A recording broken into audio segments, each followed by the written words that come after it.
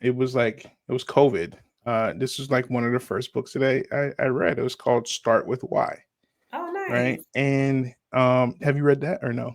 I haven't. Okay, but anyways, all right, I'll tell you about it. So Start with Why was one of the first books that I read, and after Put that it book, in I my felt like cart. I grew, right?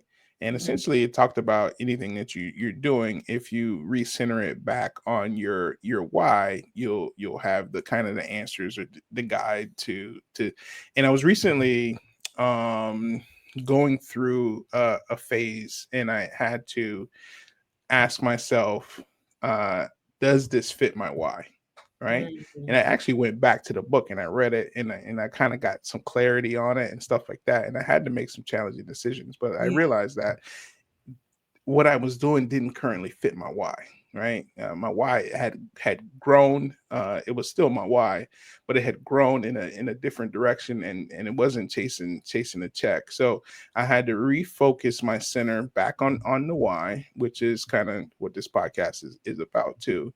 It is about growth. It's about foster care. It's about entrepreneurship. It's about really helping people overcome challenges. These are all Yeah. things that has happened, to me, and I realized that I want to focus on investing in people.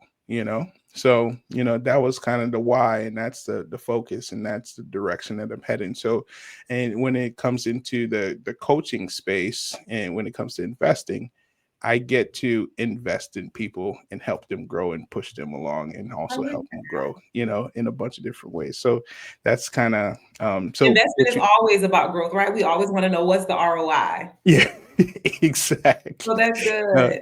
exactly. For sure, for sure, for sure.